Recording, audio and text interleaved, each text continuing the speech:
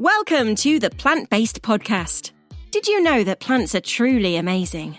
Not only can you grow them and eat them, you can also wear them, drink them, nourish your skin with them, and so much more.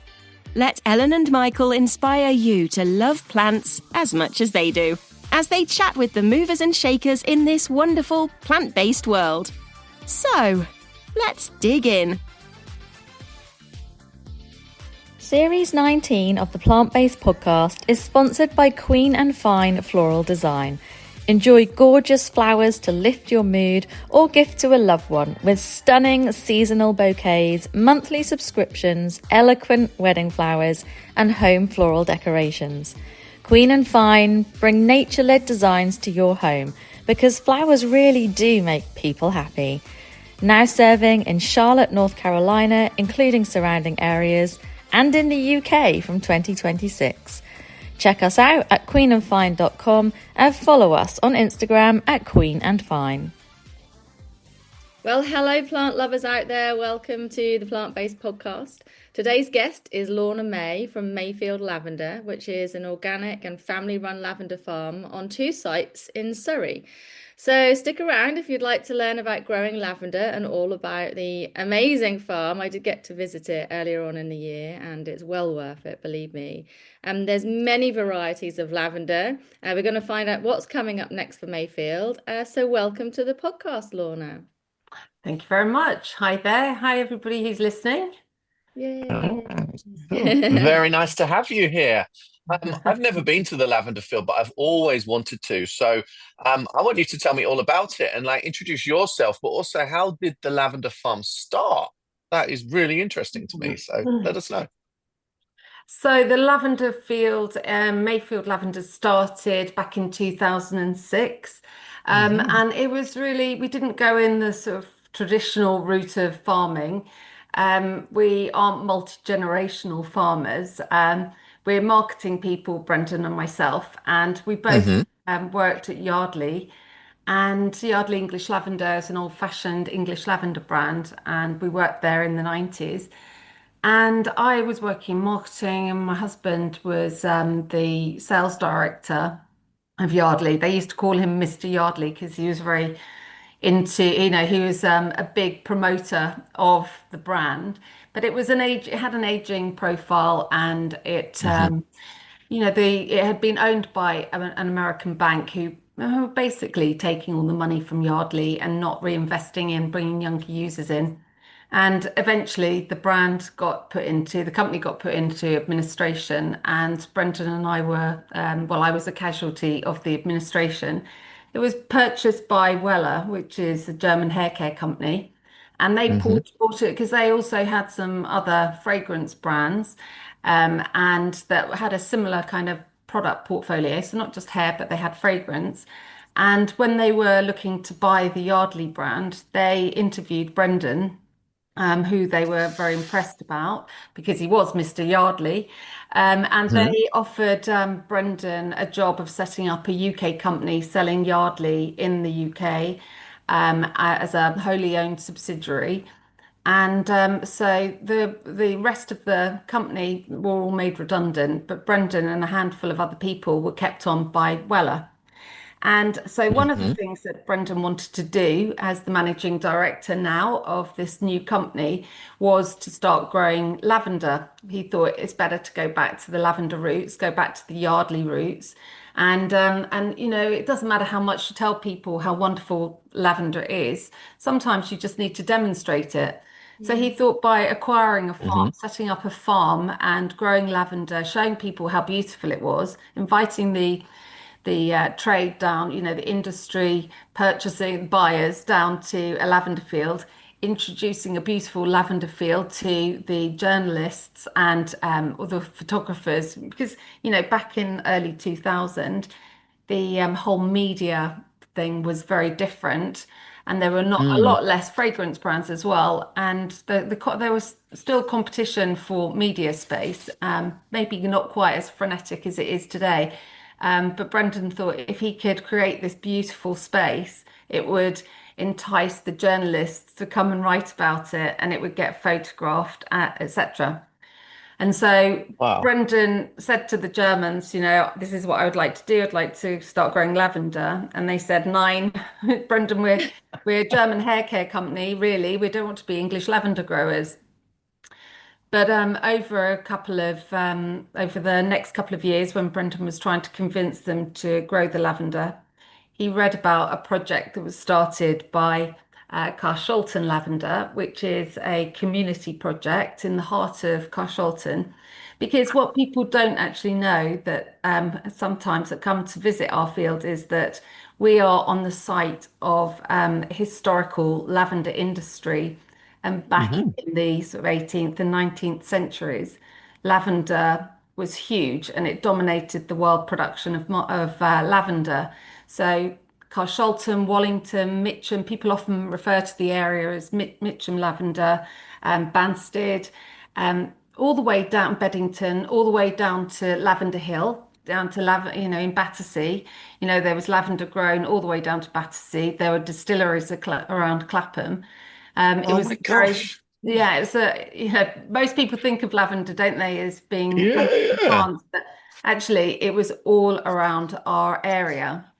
Um, and uh, and the price of a kilo of lavender oil from the fields of South London was commanded the highest price anywhere in the world because it was deemed to be the purest lavender Hmm. in the world.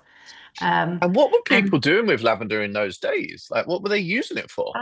Well, that's when, back in well, it was because it's a plant that's been known for like 2,500 years. It was discovered as a very Hmm. therapeutic plant, but also as an antiseptic plant. So even through the ages, back down to through Romans, it was actually the Romans that introduced lavender to us. It was used Hmm. for, it was used as, even in the Tudor times, they used it as a plague deterrent because they used to think that you could put the lavender sprigs on the floors of their homes.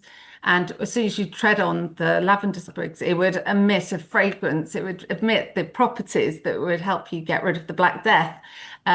They used to wear Oh sprigs wow. of lavender in their wrists.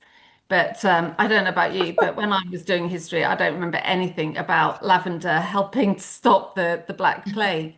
Um, but it was known, it was known during those times. And like the Romans before that, they used to treat, when the soldiers used to get wounded, they would treat themselves with the antiseptic properties of the Uh-huh. lavender.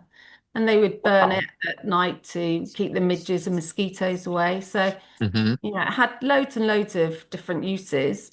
Yeah, I mean, And, I'm sure we'll come back to some of that, but it's interesting because it's almost like in recent years we've rediscovered a lot of these herbal remedies, but lavender, it's always just about the relaxation properties, like the antiseptic, the anti-mosquito was kind of like less known to us. So there's so much to dig in about here. It's amazing. Wow.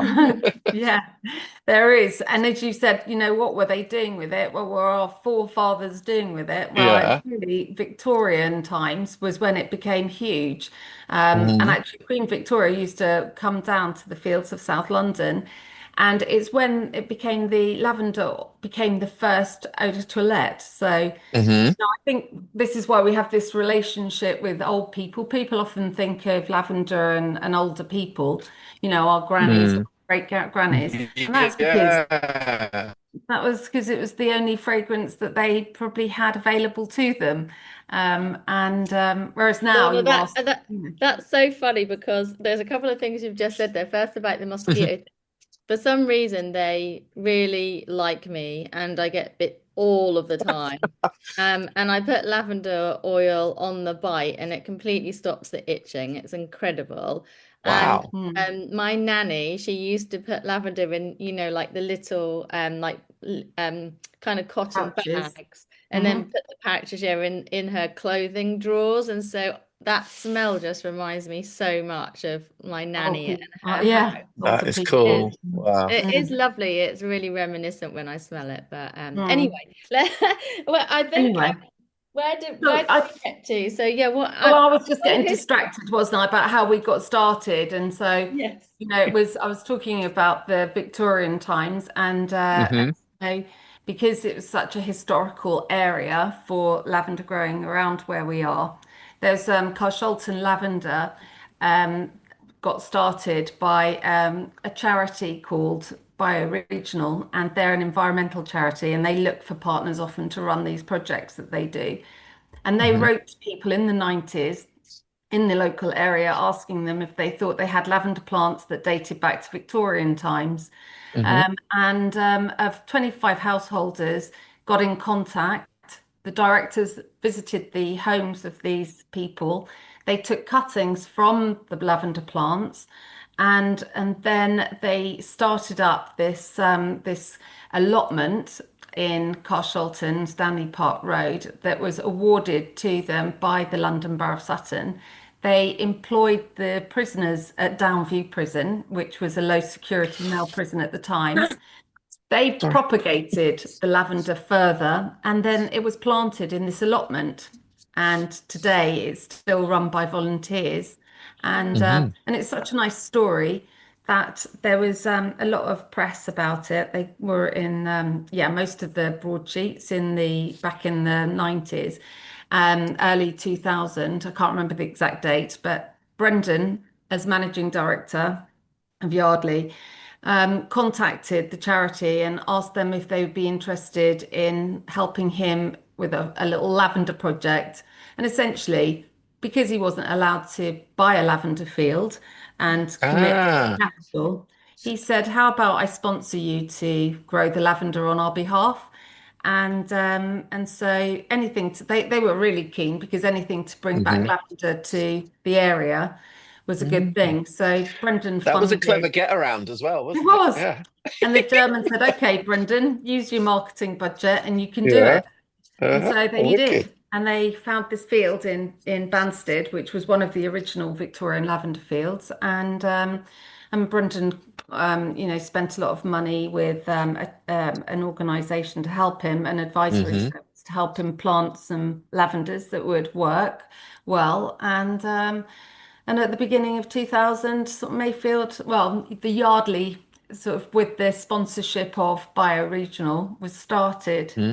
Um, and in the first couple of years, actually, which I'm sure the listeners would be interested to hear, the first year, in fact, when they were planting, and it had taken them a long time to prepare the field for planting, Hmm. they put the plugs in, and Brendan got a call from the farming advisor to say you better come down and see what's happening. And apparently, all the crows and magpies were picking up all the tiny plugs that had been planted. Oh. Not No. because they like lavender, but what they like was underneath. And so, Oh gosh. so Oh. that year, so that first spring, Brendan decided not to tell the Germans that it hadn't gone well. Instead, he said, "What should we do? What do you recommend?" And they suggested planting a few rows, covering it with a fleece, and Yeah. waiting for the plants to establish, and then they removed the fleece. The lavender, started thriving. Then they Mm. planted more and more rows, and by Yeah. 2002, 2003, the lavender was all, planted. And then Aha. Procter and Gamble came in and said, "I want to buy Weller, and the first thing I want to do is sell Yardley." And because Hmm. Brendan had this with a sponsorship deal with the charity, they know there was nobody that was interested in the farm. But Brendan, Hmm. because of his passion for it, I guess, he agreed to take over the field, and he got incorporated into Procter and Gamble, but he thought it would be a nice little project for me with Hmm. as a stay-at-home mum and our youngest daughter about to start school. He thought it'd be good for me to become a lavender farmer. So in Hmm. 2006, we took it on. So it's a bit of a Wow. different route to most of the lavender farmers that you'd meet in the UK, but Yeah, that's really kind of gone interesting. from then. But I love how Brendan thought, hey, stay at home, mum. This could be a great project for you, and throwing you right in with like that's a big project. It didn't think we did. I didn't think it was going to be to start with, hmm. but because we were marketing people, we thought we would distill the oil, you see, and Yeah. turn it into products and sell it to the trade. But it Right. was just in the first year we had bought this machine that, well, to harvest the lavender that was totally inadequate. We couldn't afford a tractor and a French harvesting machine. Hmm. And so we had this handheld machine that was totally not fit for purpose. And we ended up being bailed out by another lavender grower who did very kindly come and cut our Uh-huh. lavender for us. And when he came onto the field, we just left the gate open. And suddenly, you were just, saying earlier that it's not in an area that you think that there would be Mm. a farm, and you can't actually, it's not even that built up on that road. It's just yeah, there's no real houses. And suddenly, loads of people came into the field asking if they could buy some lavender. And so Oh, we, wow. we said, oh, just go ahead and pick some. And I kid you not, they were going home, coming back with IKEA bags and secateurs and boxes. And then we thought, Oh my gosh. maybe we missed a bit of an opportunity. So Uh-huh. that's And it Because kind of then, grew from then, of, there. so then of it took Um, course, off from there. Yeah. of yeah, course, the next few years, then social media came along and that changed a lot of stuff, but we will get on to that. But first of Mhm. all, I'm really interested. You planted up the field and kind of how that became a success. But what variety are you using? Is it just one type? Because there are lots of different lavenders and people might not realize that. But which variety have you chosen for the field? We've got three different varieties, Okay. and I think the variety. There are so many, as you say. There's lots of different species, and within the species, there's Mm, varieties, but not all of them produce a really good quality oil. And so we have two English lavenders and one hybrid lavender. So the reason is because they produce the best quality oil. And so the two English lavenders are Folgate and Mayette, and hmm. the hybrid is actually a Dutch cultivar, and it Okay. is a cross between a latifolia lavender, which are the lavenders that grow wild in the Mediterranean, and they're long, Hmm. leggy, they're strongly scented, and it's crossed with an English lavender, which is shorter and sweeter. So you get a bit Oh. of the camphor kick of the latifolias and the sweetness of the English lavender, and the combination of that makes it a super popular fragrance. Like it's by Oh. far our most popular fragranced oil, and it's the most commonly grown lavender in the world because it's been crossed with these latifolias. It grows. So where an English lavender will grow on a single stem and have a small flower head and be different shades of purple, really. Whereas the hybrid grows on three stems. It has three very large, different conical shaped flower heads, and you get this. It's got a much bigger height and spread, and it's so laden with lavender. It's so strongly scented that it is like the most popular one, not just for people, Hmm. but for the bees. And yeah, yeah. it's an amazing plant. And by having three different varieties, they flower at different times. So Folgate starts, then Mayette, and then Grosso. So from a farm management point of view, not Hmm. having to do everything at the same time. That's good. That was going to be my next Yeah. question actually about maintaining the fields. Like I've visited earlier on in the year and it you've got the two fields, one in Banstead and one in Epsom. Epsom. Yeah. Epsom.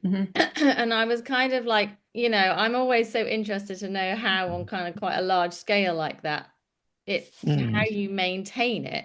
But that's given us a little clue as like, they flower at different times. But how do you maintain those fields? They look so perfect. You've got all the wonderful hedging around the outside. You've got little walks with the trees all around that you can walk through. I can't remember what it's called. It had a little sign saying what it was called, where you walk under the like The arch. Epsom, that's in the Sleepy Hollow in Epsom. That's it, Yeah. Sleepy Hollow. That was so lovely. And Mm. it's just an absolutely beautiful setting. It's like romantic and a little bit magical when you're there. Oh, thank And you. it was so fabulous to see because you generally think of lavender fields being in France, that kind of, Mm. or Provence. Mm. I had no idea that, in the southeast there were, Mm. there's this history of lavender growing and that Mm. you had these fields until this year. So how Mm. how do you go about maintaining the fields? They looked absolutely perfect. Mm. There were so many people around taking photographs and wandering in between the rows of lavender. How do you do it, basically? Mm. Oh, it's very difficult. It is with great difficulty, I have to say, because a lot of people do look on the lavender field when they come and visit, and they do think that it looks like that all the time. But actually, if you Hmm. came in spring, you almost wouldn't see the lavender because of all the weeds. And we're a certified organic lavender farm, which is very unusual. Um, and uh, and so we're certified by the Soil Association if anybody was interested. Hmm. So we really manicure the rows. So it starts in probably April time, beginning end of March, April time. And I say probably starts. It is so difficult to get help, to get agricultural workers to do this, Hmm. especially since Brexit. I know I keep harping on about it, but it is so frustrating because it's made it so much more expensive for agricultural workers to come over to visit, and so a lower number of people are actually coming. So then we're Hmm. all, as farmers, having to fight for the people that are coming over, and so it makes it really, really difficult. So we start whenever we've got the labour, and we start by cutting the grass definitely helps to start with, and then we strim between the rows, and then we hand weed every single plant, and it is unbelievably backbreaking. It's just not for the faint-hearted. You can't just go to an employment agency here and say, I Hmm. want to get a team of 10 people to come and help me weed, because you'd be throwing your money away. They just can't do it. And so Hmm. the agricultural workers from the Eastern Europe, they are unbelievable. They're much more used to it, because it is a backbreaking. It's toiling, hard labor, and they do get well remunerated for it, because they're valued, and we can't do it without them. So it starts off in the spring, and we hope sometimes we don't have that much rain, because with a lot of rain, then the grass grows all the time, and it takes us 2 days just to mow the grass. Hmm.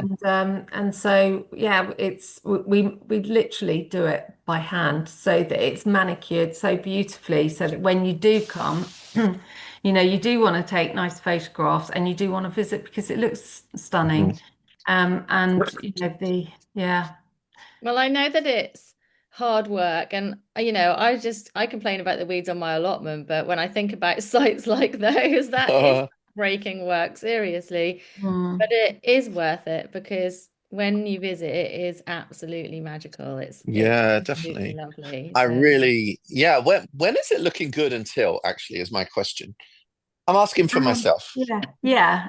So I would always say come any time in July, but this year is probably the most exceptional year that we've had, and I would have said come Uh-huh. between the middle of June and the middle of July, because actually I Uh-huh. can't remember. Although I record the weather daily, Hmm. in the lavender season, I can't remember a period where we've had 4.5 months of a heat wave. So I think it Hmm. finished just about in time for the school holidays. Okay. And when it gets so hot, the lavender, the season, it dries out a lot quicker. It brings it on, it Uh-huh. accelerates it. So it comes Okay. out early. And so when we opened on the 14th of June, it was already really looking stunning. Whereas we Hmm. just, we'd be hedging our bets whether how it was looking, but actually we could have opened 10 days earlier. And so Hmm. usually, any time in July is a good time to visit. To see the English lavender at its best, you'd say the first 2 weeks of July, and then the end of July going into August being the best time to see the hybrid. Okay. So And yeah, it's fun. when do you actually harvest then? You obviously harvest at different times because you need Yeah. to, because this is useful for people at home, I think, like for drying or for oil, do you harvest at different points? Because there's a Mm. time when you harvest that is best with the flower, isn't there? Yeah. So Yeah. the general rule of thumb is when a third of the flower is in bud, a third of the flowers have wilted, and the third of the flowers are open. That's when you get, Hmm. if you were to harvest in the middle of the day, that's when you get the biggest oil content. But for us, it's not the most important thing. Of course, it is to get the oil from it, but the tourism that generates the income is what generates the income for us. So we leave Hmm. it a little bit longer than we should really. Oh, that's interesting. Because we don't grow it Oh, as a commodity. We don't have enough ah, lavender to grow it as a commodity. So I yeah, see. so that's kind of when you do it. And what about to get some more tips for listeners Sorry, at home? my dog barking. Oh, Mhm. no worries. When do you actually prune, and what is your best pruning advice? And kind of any other growing tips, really? Like Sorry, obviously I'm the so type of sorry. There's soil. somebody come to the front door. Hold on. Oh, no worries. That's all right. I hope this is an urgent Life lavender goes on. delivery. This is cool, Ellen. I'm so excited that you went there. Dear. Oh, I'm not going to have Sorry about chance. I that. won't be back till That's all September. right. Uh, Sorry. Hmm. um, sorry, we were just carrying on while you weren't here. Sorry. So, just about the pruning, talk to us about kind of like how you prune your plants, and maybe listeners at home can pick up a few tips off the back of that. Talk about pruning, also like the soil, any different maintenance that you do. Yeah, so I always just say to people, when the lavender doesn't look nice in your garden anymore, then that's the time to prune it. Don't wait for a specific time because it is so weather dependent. Sometimes it's it flowered a lot earlier this year. So therefore you could cut it a bit earlier. I mean, if there's still some flowers on there, it's not a bad thing to keep it for the bees for a little bit longer. So don't be in such a big rush. But when you do, so I would say at least have pruned your plants by September, really. And then you want to cut it back really hard. If you look at the bottom of the plant, you'll see a paler leaf, and you'll see that that's where the cut it well that's where the new growth is. So that's all of next year's lovely plants that will come, or shoots that will come from those areas, and it's definitely a Mhm. paler color. So you can cut above that. Generally speaking, we say to cut a third, two fingers, an inch above the woody part of your plant. So go down, cut it back as hard as you dared go, really. And I think sometimes people, because it stops it going leggy and woody if you cut it, if you prune the plant nicely every year. But over time, it can go very woody, and might have some really thick stems, even though you have. Because lavender will endure, we know that from like what Bioregional found when they were doing those cuttings in those gardens, that they can just go on because it needs just needs more of an alkaline soil. It doesn't need particularly good quality soil or anything. It just Mhm. needs a really good, well-drained soil. So, you can, but sometimes you might have a couple of feet of where it's got a thick stalky bit at the bottom, and so they say you shouldn't cut into the woody bit. But my tip for Mhm. you guys is if you think your lavender plant doesn't look very nice anymore and you're dying to get rid of it because you don't like looking at that woody bit on the bottom, before you take it out, if it's an English lavender, I wouldn't necessarily do it on a hybrid lavender or, hybrid, just on the English lavenders. Cut it right the way down to the bottom, and just see what happens. Because sometimes this magic happens with lavender, and the plant thinks, "Oh my God, what are you doing to me? You're killing me," and Survival it thinks, mode. and Yeah, it goes into not a bad survival thing mode. for a plant. Yeah. No. And so then Mhm. it throws out loads, it starts putting loads of energy into the plant, and then it will start producing lots of green shoots at the Mhm. bottom, and it can reinvent itself. And so it can just start regrowing. And I say that, don't be disappointed if somehow it doesn't do that. I'm only saying you should do that if you think you're going to take it out anyway. So just give it one stay of execution, and just cut it back. Because we've done that on the field, on the Folgate, on the English lavender on the front half of the field, and we've cut it back quite a lot of times where we've gone right down to Mhm. the stalk because some of the plants are really old now, and it just recovers. It's just an incredibly resilient plant. Yeah, it's a great plant to grow for so many reasons, and it is very easy. And I have done that before, cut back into the wood, and the lavender is still growing in my little herb patch on the allotment. But I think the advice is don't do it as a habit, but do it if you Mm. really think if you think it needs it, or that you're okay with having to replace it, for Yeah. example. But it Yeah. does work. I love that plants just want to live. That's all. That they Yeah. just want to survive, don't they? They don't want to die. They want to survive. So, No. they're very And resilient. even and whilst you're taking all the greenery, the bit off from the top, if you do that, then just take loads of cuttings. It's so easy to do it. Yeah. And then, you can get several plants to plant in your garden further. So it's worth a try anyway. Absolutely, I Mm, agree.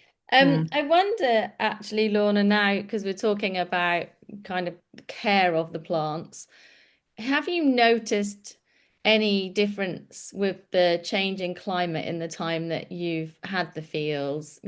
Does the changing climate affect the way that you manage the lavender? Do you wonder if things will change in the future as, perhaps, we go up a few degrees over the coming years? What's your thoughts on Yeah. I have been giving it some thought, and I'm going to definitely be giving it a lot more thought than I usually do over the next few months because I have noticed a change. And as I said to you earlier, that I do record the weather, and I thought it went into cycles of every 5 years, the weather changed. So the first 5 years from 2007 to 12 were very wet years. Then we had, I'm talking about the period of like 8 weeks in the when the lavender's flowering, not like the Hmm. whole entire summer. Yeah. And then we had 5 years of very hot weather. And then from 19 to last year, it was a bit mixed, and with a really hot year. And then the last 2 years have been wet.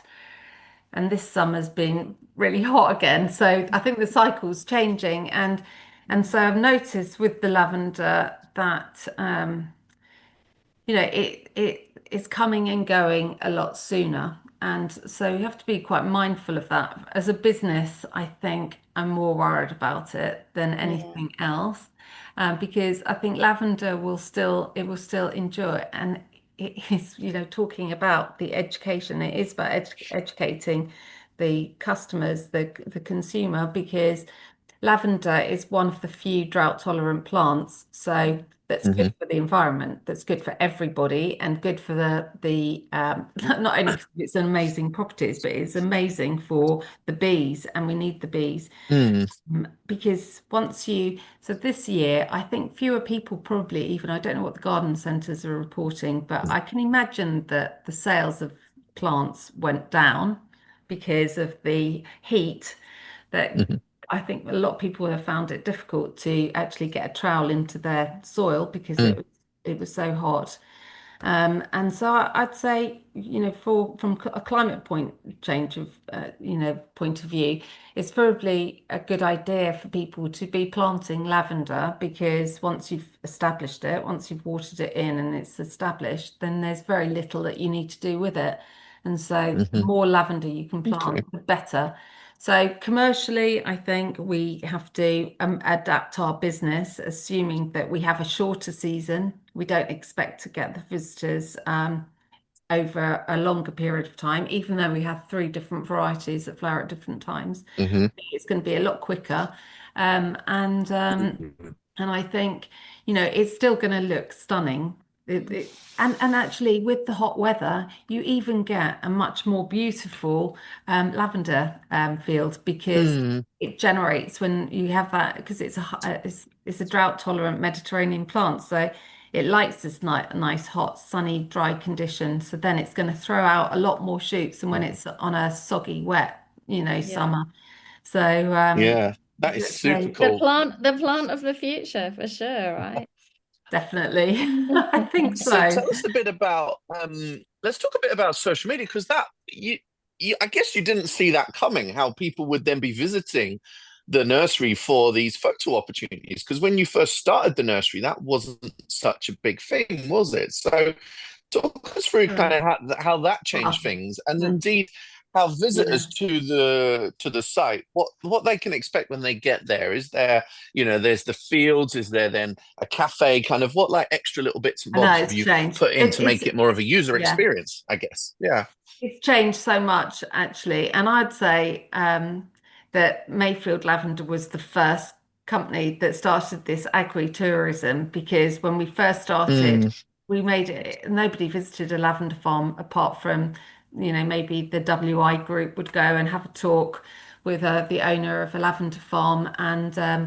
And it was quite expensive to go and visit a lavender farm. People just didn't do it because there wasn't the social media then hmm. either. And when we opened up, we made it free for people to come in and visit, and then there was word of mouth, and then there were loads of people coming, and then it got to around I think 2011, 12 when the Chinese started visiting London, and Okay. they had a social media site. I think it's called Weibo. And on that, they would say that one of the top 10 destinations to visit when you're visiting England is to visit Mayfield Lavender.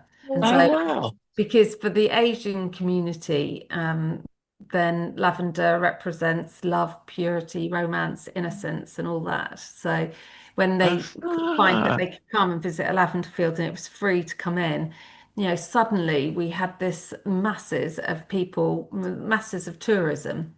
And then I heard that they were taking this photograph of a lobster outside a outside a restaurant in a fish restaurant in Brighton. And I was thinking, and they were photographing this and sending it around the world. And I thought, God, what a weird thing, because I'm a bit of a dinosaur when it comes to technology. And then I said to Brendan, why don't we put something quintessentially English in there for them? Yeah. When they come, they can photograph something in our field apart from just the lavender. So then I stumbled upon the idea of a telephone box, which we Oh. put in around 2013. It had been at a reclamation yard and the guy had been growing his tomatoes in it. But anyway, we repurposed it for something that people could take a photograph of. And then and so that kind of started with the social media started, I think Facebook started around that sort of time. And then all of a sudden our telephone box became very famous and even Visit Britain. Yeah, oh sweet. Ah. The photograph, Helen's yeah. holding up a picture of her with Yeah. it. What a cutie. So then yeah, the Visit Britain asked if they could use one of our images, and they used it for their international campaign around the world, and had a picture of Mayfield Lavender, Visit Britain with the Google pin saying Mayfield Lavender, which I thought was really funny that they didn't have Buckingham Palace on there or anything. Uh, But so yeah, so then it kind of, I think we were at the start of it. I'm not saying that we were the only ones, but I didn't know anybody else that was doing anything like that. So to make it interesting for social media. But obviously, it's like there's so many different flower farms now. All the other lavender yeah. farms have followed, are have followed suit Hmm. really. Yeah, and so I think, yeah, the social media has definitely impacted sales. But then, the good things are that it communicates, I guess, that it's a beautiful lavender field and it's good business for us that Mm, people want to visit. Um, but then there are people that do come just to get that perfect photograph, and they do sit in mm, the middle of the lavender and they don't really pay too much heed to not stepping on the lavender, and yeah. they so you get that side of the social media, which isn't such a nice side, I think, that Yeah. people, that is the expectation of but if you put yourself out there, then what you Mm. Yeah, expect a certain absolutely, amount of that, absolutely. Well, I don't You you? guess know, they're paying to get in as well. Is there an entry fee? Yeah. Just talk us through that. And yeah, so how Yeah. much is the entry fee? If you bought it online, it was £6 to come in, six Okay. pounds fifty to come in. Yeah. And for years it's been a very nominal amount of money, and it Mm, was always free for children to come in. But our cost of business, thank you, Rachel Reeves, for increasing just about everything, has made it really difficult, and the Brexit things made it mm. really I difficult. think you could go more than that. I think you could go more because it's an Well, experience, when people started, people still and it's a come top into the field, destination. but they Yeah. still come into the farm thinking why isn't it free? Because it was free. Last time I visited, it was free. And you say, well, actually, the last time you visited must be about 15 years ago, because I think it was only free for Yeah, the yeah. 5 years. You don't need to So, apologize for that, No. no. No. It's What a is it is no. more of yeah, Mm. what is more of the user experience like? Because there's a shop, cafe, just chat Yeah, us through there. yeah. Do you do So lavender yeah, so biscuits? Because we've I evolved, got of a course. recipe. You've done a recipe, yeah, excellent. So we started off with selling teas and shortbread, and now we've got a little cafe selling lavender cakes, lavender shortbread, lavender chocolate, lavender iced tea, lavender lemonade, lavender Oh, artichoke coffee.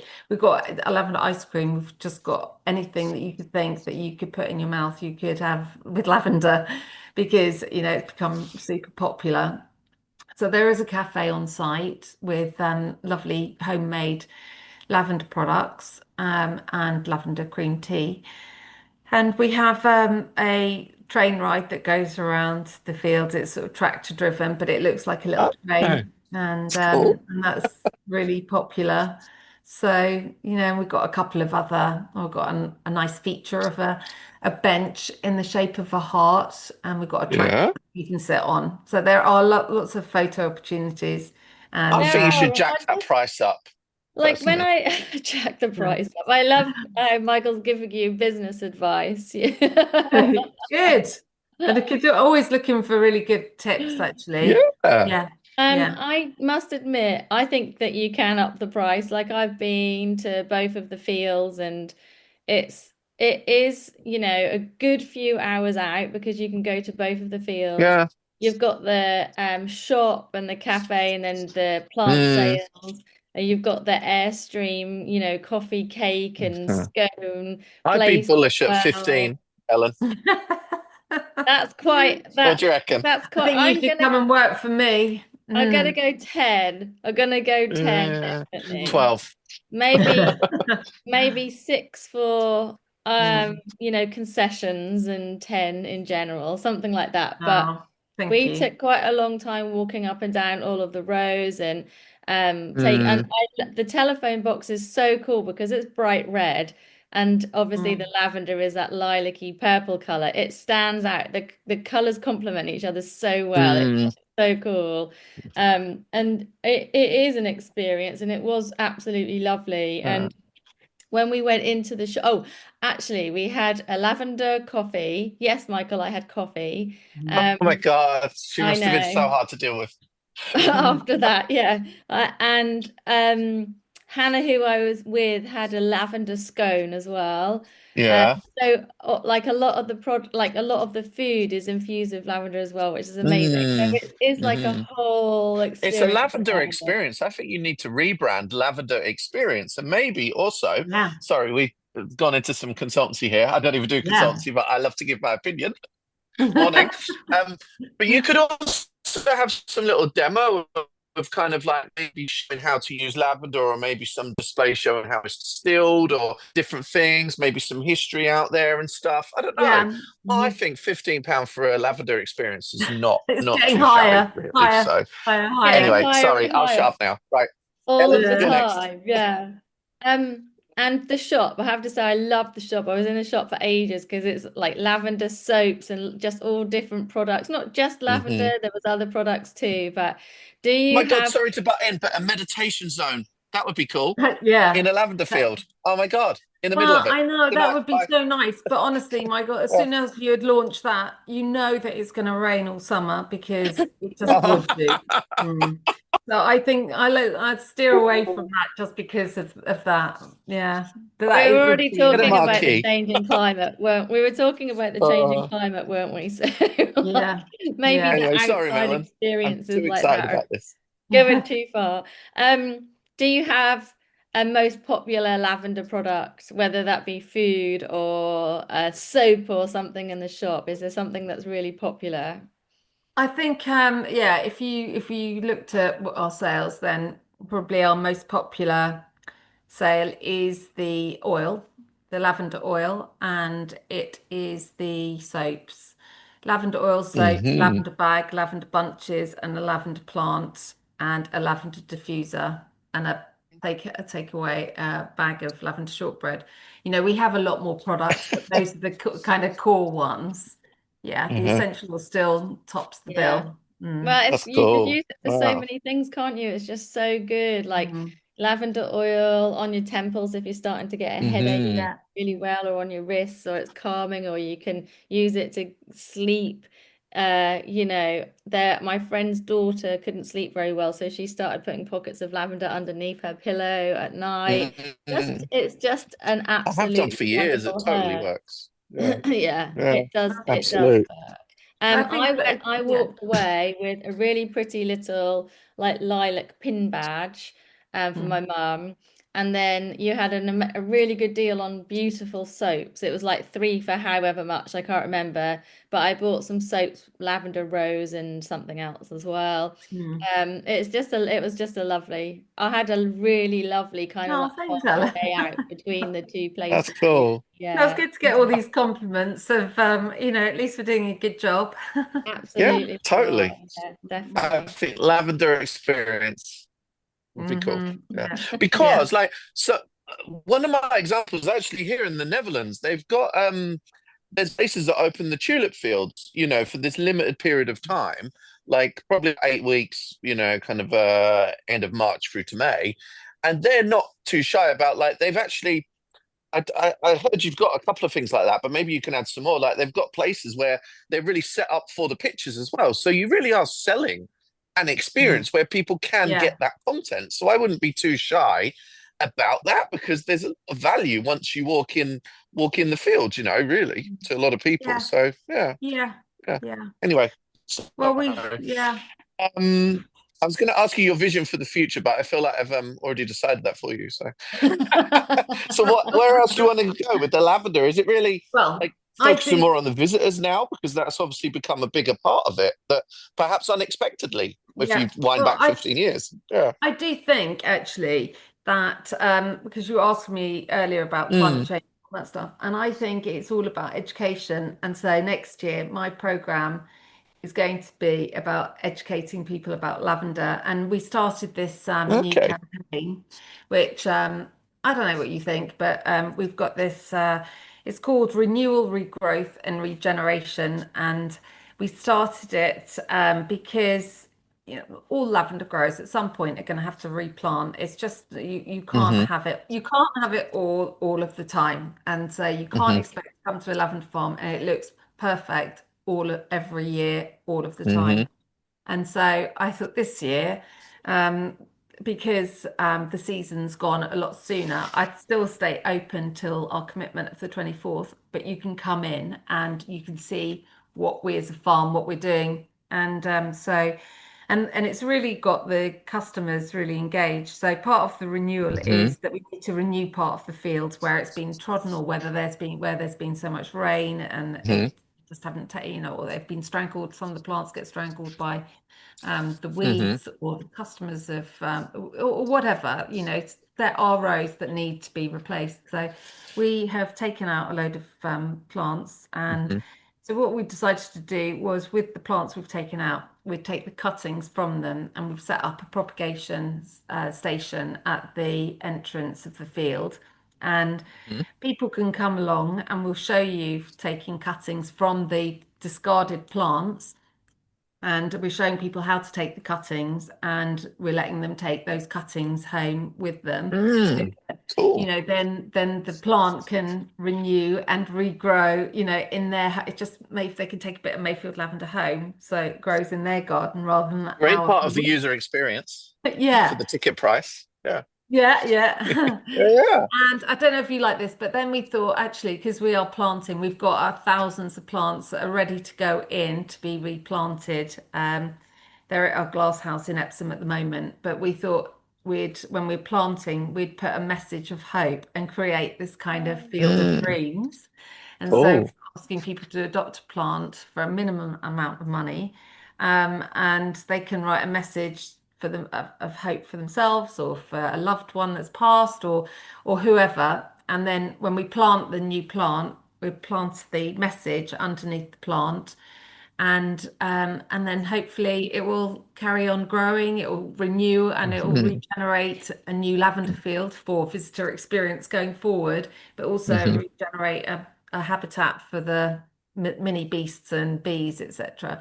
So and we're going to send people regular updates. So we're doing this kind of adopt a plant. So it's like this whole full cycle of the lavender field, but I you can love be part that. of it. Mhm. And so Oh, that's so the nice. people have really got engaged with it, and they've really enjoyed learning, especially the kids, how to Mm. regenerate and how to take cuttings Mhm. Yeah. and stuff. So That's a really lovely idea. And mm, I like that's something that people would, I don't know, it's like a legacy, isn't it? Also, yeah. and taking a piece of Mayfield away and you're getting a lavender plant Mhm. with you, after having, a nice day out. I think that's such a nice idea. Really Mm, lovely. mm, Lorna, thank you so much for coming on to mm, the podcast. It's been mm. really great chatting with you and hearing all about Mayfield. Can you just tell listeners your website address where people can find you online, whether that's social media or anywhere else they can get in contact with you? Well, thank you for having me. I've really enjoyed it today. Ah, And cool. yeah, you can find out at www.mayfieldlavender.com. I think the for the Facebook and Instagram is at Mayfield Lavender. Um, and we are open in the summer. We're closing on Monday. We always close around the third week of August, and Mhm. we reopen. Look out because we'll probably be opening a lot earlier next year, just in case Mhm. the climate change thing. We are a bit Mhm. hotter again next year. But you can find us throughout the year in our Epsom site where we, as you alluded to earlier, we have a secret lavender garden, and Mhm. you can come and visit our lavender garden, even though it will be in its dormant phase. We're doing a Malice in Lavenderland Halloween theme. So if you Ah, want to see what's happening on the lavender farm, then come and visit us in Epsom. So Very cool. that's a Nice. brilliant idea. I yeah. absolutely love that. So listeners, get the dates in your calendar. Go and look Mayfield Lavender up. Make sure you keep a note to look out for opening times for next year as well. It's definitely worth it, especially if you do the two sites in the one day. That's really cool. And it is a surprise. We were driving around and my friend was saying, I don't think we're in the right place, Ellen. There can't be a field around here, because there's all houses Has around she it. not heard of Google Maps? And then you turn in and there it is. Well, Mm, yes, obviously. But she was just like, I mm, don't believe it's here. We must be going in the wrong direction. There it mm, was. It was absolutely wonderful. So, yes, mm. thank you. We've had a history lesson, we've had a gardening lesson, we've had a very lovely time. Thank you, Lorna. Thank Thank you very you. much. Thank See you. you. Bye. Queen and Fine Floral Design are sponsors of the plant-based podcast for Series 19. We provide nature-led designs for your home, office and events because flowers really do make people happy. Check us out at queenandfine.com and follow us on Instagram at Queen and Fine.